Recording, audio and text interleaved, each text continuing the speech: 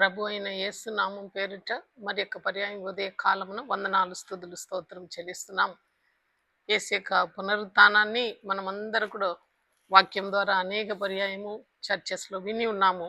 అయితే ఆ యొక్క పునరుత్థాన శక్తిను అనుభవించిన పౌలేమి, పేతురు ఏమి, స్టెఫన్ ఏమి, వీళ్ళ జీవితాలని వరుసగా చూడాలని ఆశపడుతూ ఈ దినం ప్రత్యేకంగా పౌలు గురించి మాట్లాడాలని ఆశపడుతున్నాను.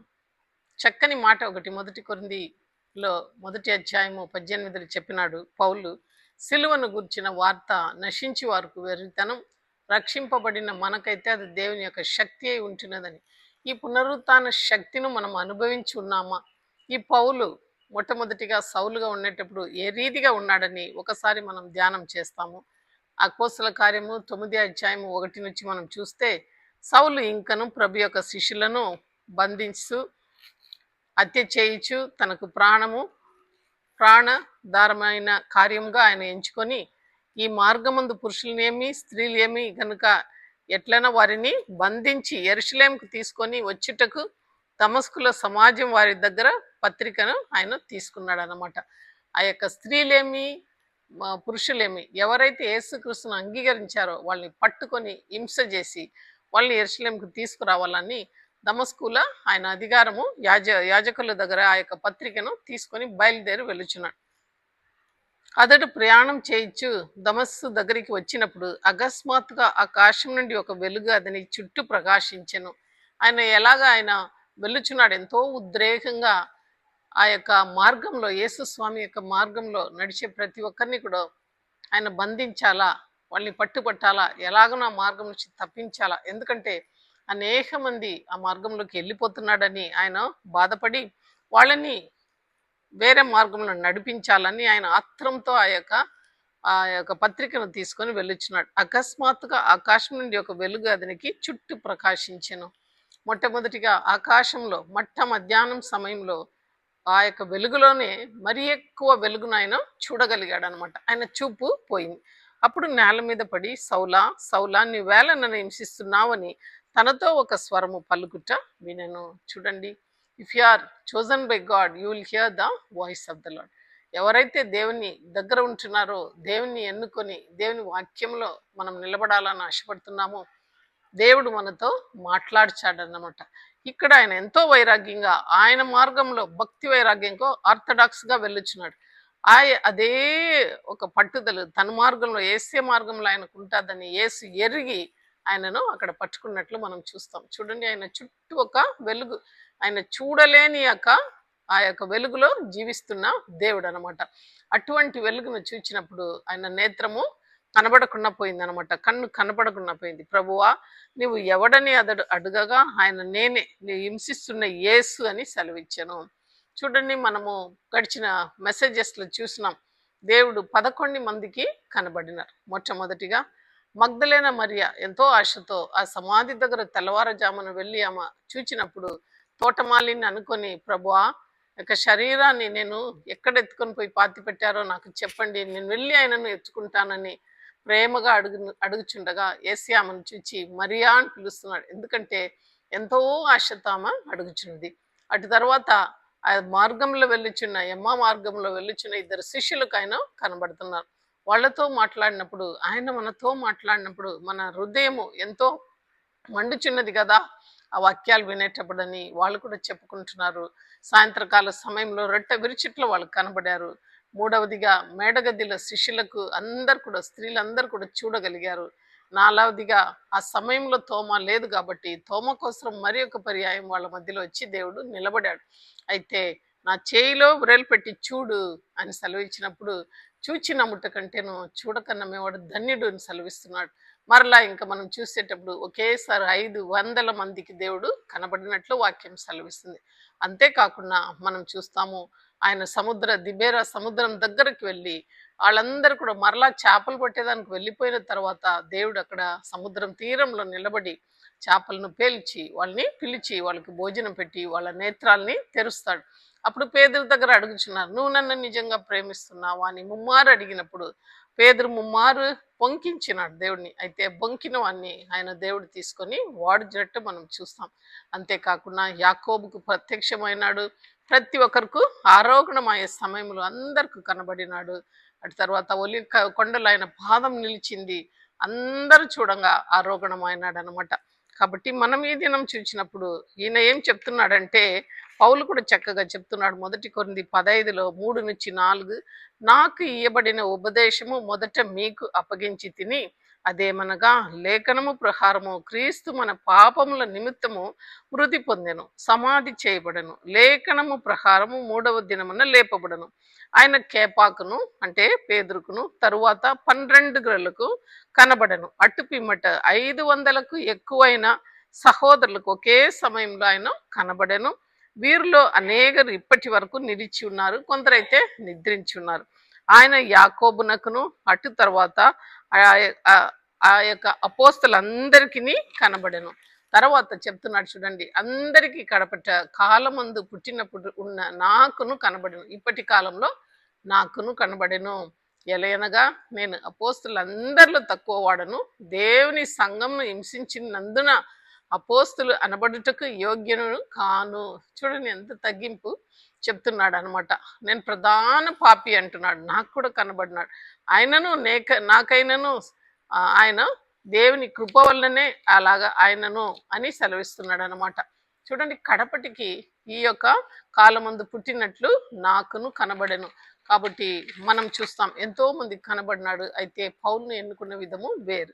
ఆ యొక్క మధ్యాహ్నం సమయంలో కన్నులు ఆయన కనబడకుండా పోయినప్పుడు, సౌలా సౌలా నువ్వు ఏళ్ళ నన్ను హింసిస్తున్నావని తనతో మాట్లాడే ఒక స్వరం ఆయనతో వినెను.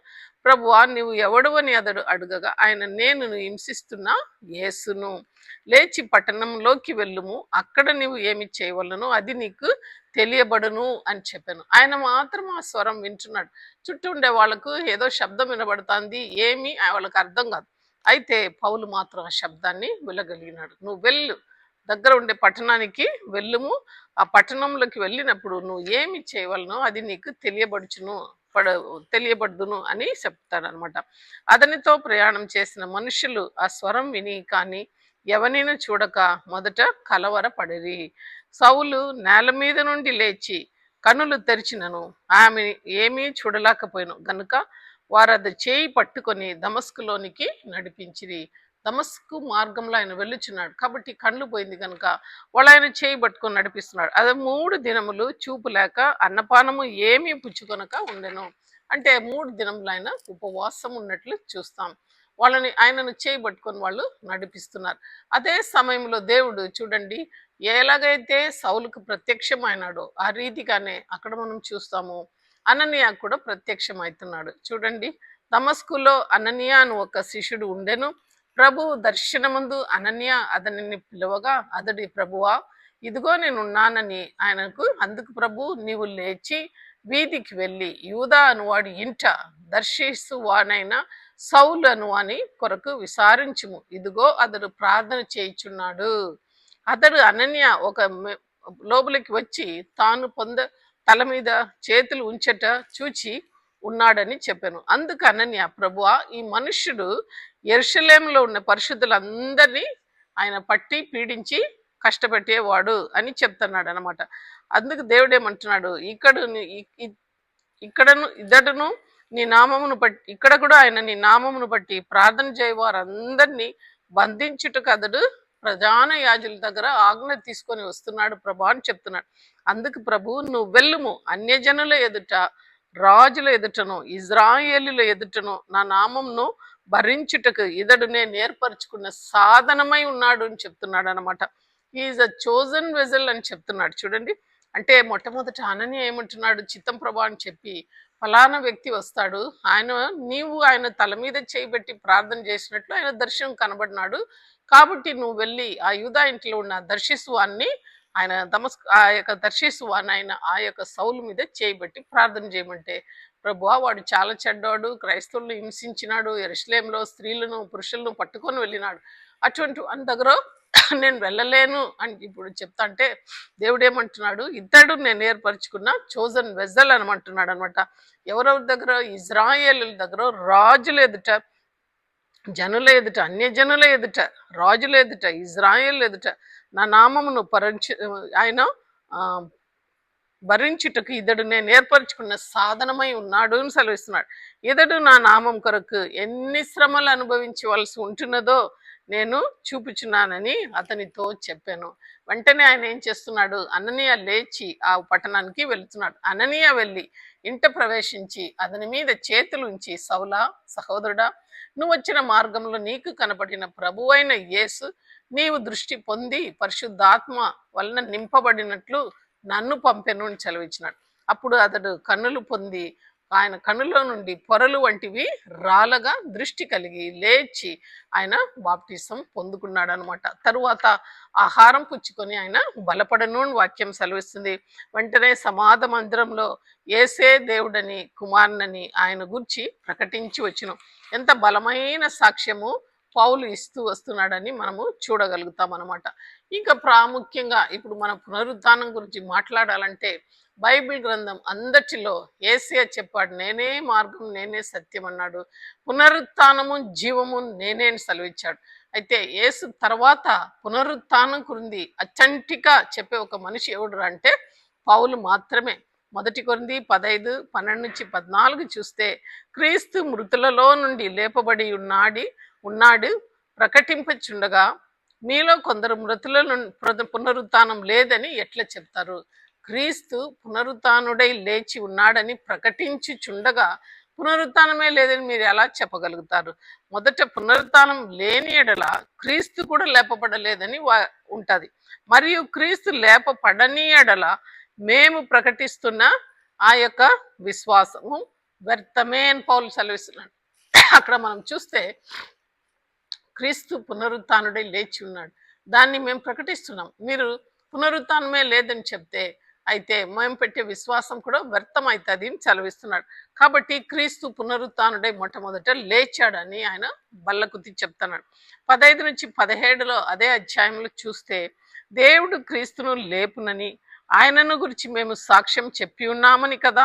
మృతులు లేపబడని ఎడల దేవుడు ఆయనను లేపలేదు గనుక మేమును దేవుని విషయమై అబద్ధ సాక్షులుగా అగపడుచుము. ఆయనను తండ్రి కుమార్ని లేపకపోతే మేము కూడా అబద్ధ సాక్షులం అవుతాం. అయితే తండ్రి ఆయనను లేపాడు. క్రీస్తు లేపబడని ఎడల విశ్వాసము మీరు ఇంకను మీ పాపంలోనే మీరు ఉంటారు. ఒకవేళ యేసయ్య లేకుంటే మీరు ఇంకను నీ పాపంలో ఉంటారు. ఎందుకంటే పాపులను రక్షించుట కొరకే ఆయన సిలువ మ్రానులో మరణం పొందారు. కాబట్టి ఆయన లేదంటే మనము నిరీక్షిస్తున్న క్రీస్తుకు ఆయన మీద మనం పెట్టుకున్న విశ్వాసం కూడా వ్యర్థమని పౌలు సెలవిస్తున్నాడు. అయితే ఆయన లేచాడు. చూడండి 1 కొరింథీ 15:20-23. ఇప్పుడైతే నిద్రించిన వారిలో ప్రథమ ఫలముగా క్రీస్తు మృతులలో నుండి లేపబడి ఉన్నాడు. అంటే మృతులలో నుండి మొట్టమొదటి ఫస్ట్ ఫ్రూట్ యేసయ్య లేచి ఉన్నాడు. మనుషుల ద్వారా మరణం వచ్చెను గనుక మనుషుల ద్వారానే మృతుల పునరుత్థానము కలిగెను వాక్యం సెలవిస్తుంది. ఆదాము నందు అందరూ ఎలాగ మృతి పొందారో అలాగనే యేసు క్రీస్తునందు ప్రతి ఒక్కరు కూడా బ్రతికించును వాక్యం సెలవిస్తుంది. ఇవన్నీ కూడా పౌలు చక్కగా చెప్పగలిగారు. ఎందుకంటే పరిశుద్ధాత్మ దేవుడు ఆయనను ప్రేరేపించి అనేక సత్యాలను, ముఖ్యంగా క్రిస్టియానిటీకి ఒక పునాది వేశాడు అనమాట. ఆయనే చెప్తున్నాడు, చూడండి, ఈజ్ ద ఫస్ట్ ఫ్రూట్. దేవుడు లేచాడు, దానికి మేము సాక్షులమై ఉంటున్నామని సెలవిస్తున్నాడు. మనుషుల ద్వారానే మరణం వచ్చింది. అంటే ఆదాము చేయకూడదని చెప్పిన ఆ యొక్క పనిని ఆయన చేశాడు, అవిధేయుడు ఆయనాడు. కాబట్టి ఆయన ద్వారా పుట్టిన వారు ఇంకా పుట్టబోయే వాళ్ళు అందరూ కూడా వాళ్ళ జన్మ పాపంగా ఆ యొక్క జీవిత కాలం అంతా పాపంను మోస్తున్నాం. అయితే ఎప్పుడైతే యేసయ్య మరణించినాడో ఆ యొక్క బలి యాగంను మనం ధ్యానం చేసినప్పుడు మనం నిత్య జీవానికి వారసులం అవుతాం. మన పాపముల్ని మనం ఒప్పుకునేటప్పుడు మరణంలో నుండి జీవంలోకి మనం దాటుతామని పౌలు చక్కగా చెప్తున్నాడు. మరి 42-44 చూస్తే, మృతుల పునరుత్థానము అలాగనే శరీరము క్షయమైనదిగా విత్తబడి అక్షయమైనదిగా లేపబడును. క్షయం అంటే నశించిపోయినదిగా విత్తబడి అది ఎప్పుడు జీవించేదిగా లేపబడుతుంది. ఘనహీనమైనదిగా విత్తబడి అది మహిమ గలదిగా లేస్తుంది అనమాట. ఘనమైనదిగా లేస్తుంది. మహిమ గల శరీరం దాల్చి మనము దేవుని రాకడలో ఎత్తబడతాం. బలహీనమైనదిగా విత్తబడి బలమైనదిగా లేపబడును. ప్రకృతి సంబంధమైన శరీరముగా విత్తబడి ఆత్మ సంబంధమైన శరీరముగా లేపబడును. ప్రకృతి దేవుడు మట్టి నుంచి తీసుకొని, నేల మట్టిను తీసుకొని ఆయన బొమ్మ చేసి మనల్ని నిరూపించాడు. అది ప్రకృతి సంబంధం. అయితే రెండవ ఆదాము పైనుండి వచ్చినవాడు, ఆయన ఆత్మ సంబంధి కనుక మనము తిరిగి లేచినప్పుడు ఆత్మ శరీరం దాల్చి ఆయనలాగా మనము వెళుతాం. అందుకే యేసయ్య ఆ మూతబడిన తలుపుల మధ్యలో యేసయ్య లోపలికి వచ్చి మీకు సమాధానం కలుగును గాక అని బిగ్గరగా చెప్పగలిగాడు. ప్రతి విషయంలో కూడా ఆయనకు శరీర మాంసం ఉండింది, కానీ ఆయన ఆత్మస్వరూపి అక్కడ వస్తున్నాడు. 1 కొరింథీలో 51 నుంచి 57 వరకు చూస్తే, ఇదిగో మీకు ఒక మర్మము పరచుచున్నాను, మనమందరం నిద్రించము, కానీ నిమిషములోనే ఒక రెప్పపాటునే కడబూరం రోగానే మనమందరము మార్పు పొందేదము. ఇది పౌలు మనందరికి ఇచ్చే నిరీక్షణ అన్నమాట. మనం ఇలాగనే నిద్రపోం. కడబూరం రోగానే మొట్టమొదట మనమే రెప్పపాటున మనం అందరం మార్పు చెందుతాం. మార్పు వేరే శరీరం దాల్చుకుంటాం. ఎక్కడైనా ఫంక్షన్కి వెళ్ళాలంటే మనం ఇంట్లో ఉండే గుడ్డల్లో వెళ్ళిపోం. మనం చక్కగా తయారుపడి ఆ యొక్క ఫంక్షన్కి వెళ్తాం.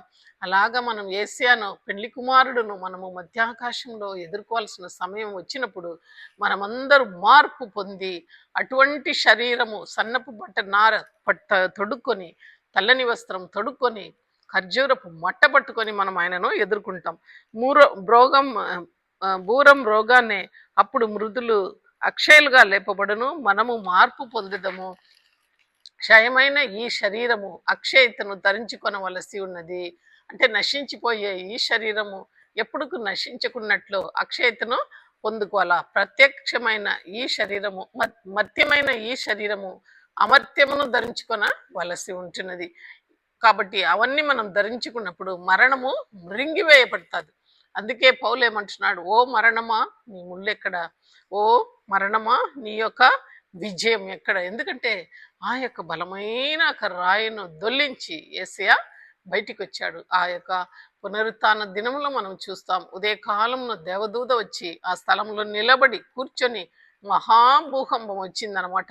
అయితే అక్కడ ఉన్న కావలి వాళ్ళందరూ చచ్చిన వారై వాళ్ళు పడిపోయినారు. అయితే యేసయ్య బయటికి 3వ దినము తాను చెప్పినట్లు ఆయన లేచాడనమాట. అదనమాట పౌలు మనకిచ్చే నిరీక్షణ. చూడండి, ఎంతో మందికి దేవుడు కనబడినాడు. అయితే వాళ్ళు ఆత్మ పొందుకొని ఇలాగ ప్రకటించలేకపోయారు. యేసు లేచాడని చెప్పారు, కానీ అయితే సో అథెంటిక్ పౌలు ఏం చెప్తున్నాడంటే, క్రీస్తు లేపబడినాడు, ఆయన తొలిపలంగా ఉన్నాడు. ఆదాములో మనం చనిపోయినాం, అయితే రెండవ ఆదమైతే యేసులో మనము జీవిస్తున్నామని చక్కగా చెప్తున్నాడు. మరి ఆయన రోమిలకు రాసిన పత్రికలో ఏమంటున్నాడంటే, మరణం యొక్క సాదృశ్యమందు ఆయనతో ఐక్యం గల వారమైన ఎడల ఆయన పునరుత్థానం యొక్క సాదృశ్యంలో ఆయనతో మనము వాలిభాగం కలవారై ఉందుము. ఆయన మరణంలో అంటే మనం బాప్టిజంలో ఆయన మరణంలో పాలు పంపులు తీసుకునే వారము, ఆ రీతిగానే ఆయన పునరుత్థానంలో కూడా మనం పునరుత్థానంలో కూడా ఐక్యం గలవారై ఆయన ఎక్కడ ఉన్నాడో అదే స్థలంలో తండ్రి కుడి పాసం ఎదుటైన కూర్చున్నాడు. మనం కూడా అక్కడికే వెళ్ళగలుగుతాం. ఇంకా రోమా పత్రిక 8:11 చూస్తే, మృతులలో నుండి యేసు లేపిన వాని ఆత్మ మీలో నివసించి ఉన్న ఎడల మృతులో నుండి క్రీస్తు యేసును లేపిన వాడు చావుకు లోనైన నీ శరీరములను కూడా మీరు నివసించిన తన ఆత్మ ద్వారా జీవింప చేయను. ఎంత నిరీక్షణ చూడండి. అయితే మృతులలో నుండి లేపిన ఆత్మ ఎవరు? ఆత్మ పరిశుద్ధాత్మ దేవుని లేపింది అనమాట. అందుకే చెప్తున్నాడు, తండ్రి కుమార పరిశుద్ధాత్మ. ఆయన ఇదిగో ప్రభా నా ఆత్మను నీ చేతికి అప్పగిస్తున్నానని ఆయన కనుమూసిన తర్వాత ఆ ఆత్మను తిరిగి ఆయనలో పెట్టి ఆయనను లేపినట్లు చూస్తాం. ఎప్పుడైతే తండ్రి కుమారులు ఏకంగా ఉండారో, నీవు యేసయ్యను నమ్ముకున్న తర్వాత ఆ ఆత్మ నీలో నివసిస్తున్నది, అనగా పరిశుద్ధాత్మ. కాబట్టి ఎవరైతే యేసు క్రీస్తును మృతులలో నుండి లేపాడో అదే ఆత్మ నీలో ఉంటున్నది. కాబట్టి నువ్వు చనిపోయినప్పుడు కూడా నువ్వు కూడా లేస్తావని ఒక నిరీక్షణ మనకు ఇస్తున్నాడు. క్రీస్తు యేసును లేపిన వాడు సావునకు లోనైన నీ శరీరం, సావు అంటే ఎల్లప్పుడూ నువ్వు చనిపోయి మరణించి మట్టిపాలు కావు. ఎందుకంటే తను పోలికలు నిన్ను సృష్టించుకున్నాడు. ఆ యొక్క మట్టికి ఒక శరీరం ఇచ్చి ఉన్నాడు. ఒకరోజు ఆ శరీరం మహిమగల శరీరంగా లేస్తాదని రోమా పత్రికలో చెప్పబడి ఉంటున్నది. ఎందుకంటే దేవుడు ఏది కూడా ఆషామాషిగా చేయలేదు, ఒక పర్పస్గా చేశాడు. తన రూపంలో తన పోలిక చెప్పున నరుని సృష్టించుకున్నాడు. నువ్వు మట్టి నుండి తీయబడినావు గనుక మట్టికి వెళ్ళుమన్నాడు. కానీ అక్కడనే మనం ఉండిపోయేదానికి లేదనమాట. మనకు ఒక శరీరం ఉంటున్నది, ఒక ఆత్మ ఉంటున్నది, ఒక స్పిరిట్ ఉంటుంది అనమాట. ఆ యొక్క స్పిరిటే, ఇన్నర్ స్పిరిటే దేవుని యొక్క మీద ఉన్న తపన అనమాట. అయితే శరీరం చనిపోయినప్పటికీ పౌలే చెప్తున్నాడు, ఈ భూలోకంలో మనకుంటూ ఒక గుడారం ఇవ్వబడింది, ఈ శరీరమే. అయితే ఈ శరీరంలో ఉన్నప్పటికీ మనము దేవుని దగ్గర ఉండాలని మనలో ఒక తపన ఎల్లప్పుడూ ఉంటున్నది అని రూఢిగా సెలవిస్తున్నాడు. శరీరంలో ఉంటున్నాము, అయితే మనము దేవుని దగ్గర ఎల్లప్పుడూ వెళ్ళిపోవాలనే ఆశ మనకు ఉంటున్నది అని పౌలు ఎంతో చక్కగా చెప్పినట్లు వాక్యం సెలవిస్తుంది. చూడండి, యొక్క రాసిన పత్రికలు మనం చూస్తే మొట్టమొదటిగా 2 కొరింథీలు కూడా మనం చూస్తాము. ఆ యొక్క శరీరం మనకి ఇవ్వబడింది. Though we are living in Christ, we want go and live with him in spirit అనమాట. ఆ మాట పౌలు చక్కగా సెలవిస్తున్నాడు. ఆ మాటను కూడా మనం చూడగలుగుతాము. 2 కొరింథీ 5:8 చూస్తే, ఇట్లు ధైర్యం కలిగి మా దేహమును విడిచిపెట్టి ప్రభునొద్ద నివసించుటకు ఇష్టపడుచున్నాము. ఫిలిప్పులో రాస్తున్నాడు చూడండి. ఫిలిప్పు పత్రికలో మనం చూస్తాము. 2 కొరింథీ 5:8 ఈ మాట పలుకుతున్నాడు. ఇట్లు ధైర్యం కలిగి మా దేహమును విడిచిపెట్టి ప్రభు యొద్ద నివసించుటకు ఇష్టపడుచున్నామని పౌలు సెలవిస్తున్నాడు. మరి ఫిలిప్పులో రాసినప్పుడు మొదటి 23లో చూస్తే, ఈ 2 మధ్యలో ఇరుకబడి ఉన్నాము. నేను ఇక్కడ మనం చూస్తే ఫిలిప్పులో ఆయన రాస్తున్నాడు మొదటి అధ్యాయం 23లో, ఈ 2 మధ్యలో నేను ఇరుకబడి ఉన్నాను, నేను వెళ్ళిపోయి క్రీస్తుతో కూడా ఉండవలనని నాకు ఆశ ఉన్నది, అది నాకు మేలు అని సెలవిస్తున్నాడు అన్నమాట. అయితే ఇప్పుడు జీవిస్తున్న జీవితం నేను క్రీస్తు కొరకే జీవిస్తున్నానని పౌలు రూఢిగా మనకు సెలవిచ్చినట్లు చూస్తాం. అయితే మనము కొలెషి పత్రికలు మనం చూసినట్లయితే 3వ అధ్యాయం 1-4 పౌలు మనకు సూటిగా హెచ్చరిస్తున్నాడు. అదేమనగా, మరి క్రీస్తుతో పాటు లేపబడిన వారైతే పైనున్న వాటినే వెదకుడి, అక్కడ క్రీస్తు దేవుని కుడి పార్శ్వమైన కూర్చొని ఉన్నాడు. పైనుండి వాటి మీదనే కానీ భూ సంబంధమైన వాటి మీద నీ మనస్సును ఉంచకుడి అని, ఏలయనగా మీరు మృతి పొంది మీ జీవము క్రీస్తుతో కూడా దేవుని యందు దాచబడి ఉన్నది అని సెలవిస్తున్నాడు. Our spirit is there with the Lord. ఇప్పుడు కూడా మనం ఎప్పుడైతే యేసు స్వామిని అంగీకరిస్తామో ఆ యొక్క ఆత్మ అన్ని కూడా దేవుని దగ్గర మనం అప్పగిస్తాం. ఇక మీదట నేను జీవించేది నేను కాదు, కానీ నాలో ఉండే క్రీస్తును పౌలు సెలవిచ్చినట్లు మనము జీవిస్తాం. అయితే మనకు జీవమైన క్రీస్తు ప్రత్యక్షమైనప్పుడు మీరు ఆయనతో కూడా మహిమయందు ప్రత్యక్షపరచబడుదురు. మన జీవం ఆయనలో దాచబడింది కాబట్టి మనం మరణించి మట్టిపాలు అయినప్పటికీ ఆయన వచ్చినప్పుడు ఆ యొక్క దాచబడిన ఆత్మను ఈ యొక్క బలహీనమైన ఈ శరీరంతో ఆయన మహిమగల శరీరంగా మార్చి ఆయన ఫస్ట్ మొట్టమొదటిగా నిద్రించి వాళ్ళు ఆయనతో కలుసుకుంటారు. అటు తర్వాత భూలోకంలో ఉన్న మనమందరూ కూడా ఎత్తపడి ఆయనతో వస్తామన్నమాట. అది మన యొక్క క్లియర్గా పౌలు సెలవిస్తున్నాడు. ఫిలిప్పు రాసిన పత్రిక 3వ అధ్యాయం 10-11 కూడా చూస్తే, ఏ విధము చేతనైనను మృతులలో నుండి నాకు పునరుత్థానము కలుగవలనని ఆయన మరణం విషయంలో సమానుభాను ఆయనను ఆయన పునరుత్థాన బలమును ఎరుగుదు నిమిత్తము ఆయన శ్రమలలో పాలివాడు అగునట్టు ఎరుగు నిమిత్తము సమస్తము నష్టపరుచుకొని వాటిని పెంటతో సమానంగా ఎంచుకుంటున్నాను అంటున్నాడు. పౌలేమంటున్నాడంటే, ఏ విధమైనను ఆయన యొక్క పునరుత్థానములు నేను కూడా పాలు పంపులు తీసుకోవాలా, మృతుల నుండి నాకు పునరుత్థానము కనుగవలని ఆయన మరణ విషయంలో సమానుభావము గలవాడనై ఆయనను అంటున్నాడు. ఆయనతో పాటు నేను కూడా ఆయన ఎలాగ లేచాడో నేను కూడా లేయాలా, అటువంటి జీవితం నేను జీవించాలా అని పౌలు సెలవిస్తున్నాడు. కాబట్టి మనం కూడా ఆ రీతిగా జీవించాలా. సమస్తము పెంట కుప్పకు సమానం అంటున్నాడు. మరి కడపటిగా ఒక మాట తెసలోనికే 4లో ఆయన చదువుతున్నాడు. ఇది ఇప్పుడు కూడా మనుషులు మరణించినప్పుడు మాత్రమే సెలవిస్తున్నారు. అయితే జీవంతో కూడిన మనకు కూడా ఏదో ఒక మాదిరిగా ఉంటున్నది. యేసు మృతి పొంది తిరిగి లేచినని మనము నమ్మిన ఎడల, అంటే if you believe the Jesus Christ died and rise from dead, అదే ప్రకారం యేసునందు నిద్రించిన వారిని దేవుడు ఆయనతో కూడా వెంట పెట్టుకొని వచ్చును. This is a hope for all Christians అనమాట. పునరుత్థానం గురించి మనం మాట్లాడుచున్నాం.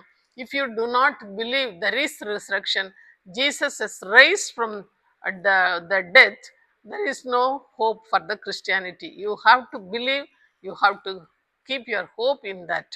అక్కడ చూస్తే, మేము ప్రభు మార్చను బట్టి మీతో చెప్పుచున్నది ఏమనగా, ప్రభు రాకడ వరకు సజీవమై నిలిచి ఉన్న మనము నిద్రించిన వారి కంటేనే ముందుగా ఆయన సన్నిధి చేరము. ప్రభు వచ్చేంత వరకు సజీవంగా ఉన్న మనము ఆయన సన్నిధికి చేరము.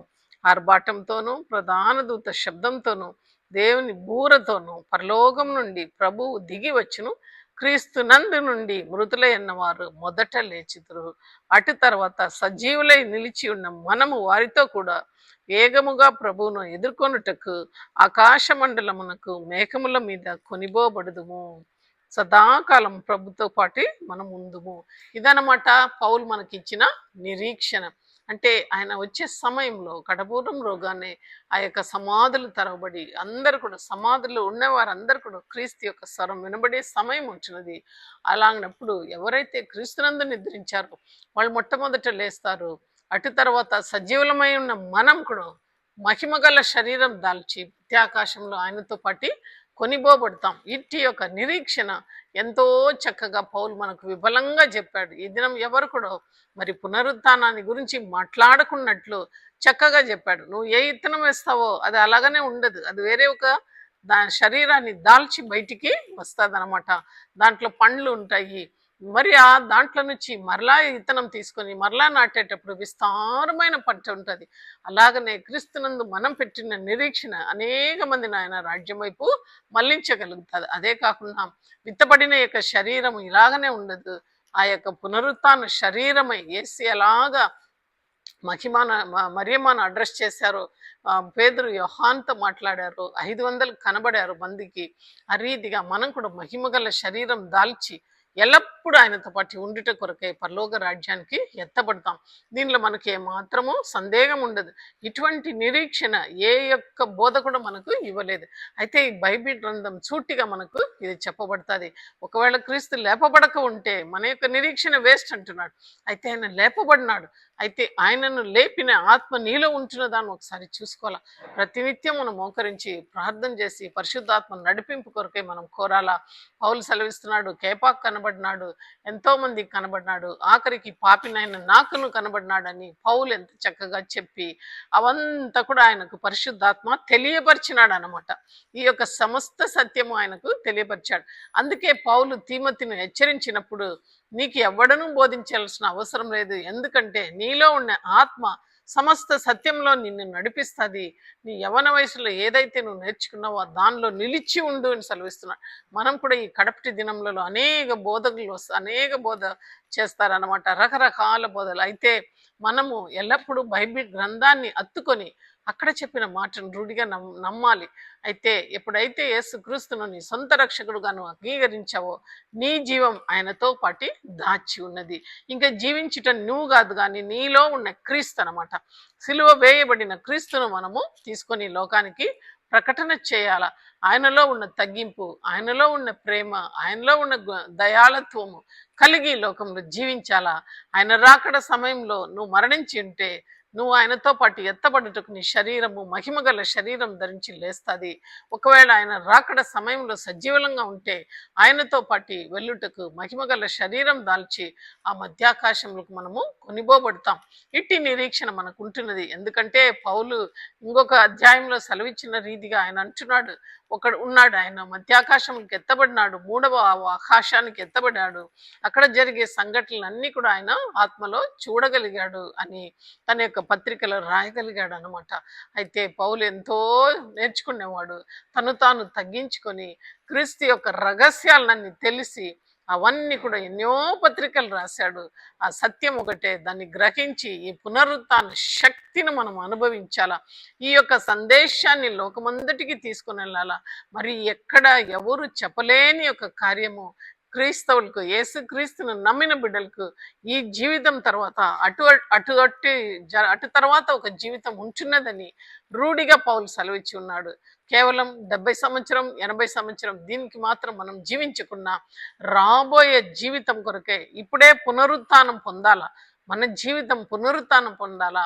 మన యొక్క భావ విమోచనలు మారిపోవాలా. మన యొక్క బిహేవియర్ మారాలా.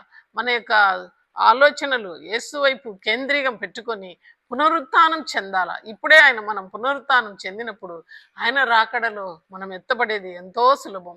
కాబట్టి పరిశుద్ధాత్మ నడిపింపు మనను అప్పజెప్పుకొని ఈ యొక్క వాక్యం వింటున్న ప్రతి ఒక్క బిడ్డ కూడా ఈ యొక్క సత్యాన్ని లోకమంతా చాటించాలా. ఎంతో మంది ఈ కాలంలో నశించిపోతున్నారు. యవనస్తులైతే ఆత్మహత్యలు చేసుకుంటున్నారు. అయితే మరి ఒక లోకం ఉంటున్నది, జీవాధిపతి అయిన దేవునితో పాటు నిత్యకాలం అక్కడ ఆనందంగా మనం ఉండబోయే సమయం ఉంటున్నదని వాళ్ళకు తెలియదు. ఎవరు కూడా దాన్ని చెప్పలే. అయితే బైబిల్ అయితే తేట తెలియగా మనకు చెప్పి ఉన్నారు. కాబట్టి ఇప్పుడు మనం మరణించినప్పుడు దేవునితో పాటు సజీవంగా మనం ఎల్లకాలం ఉండబోతున్నాం.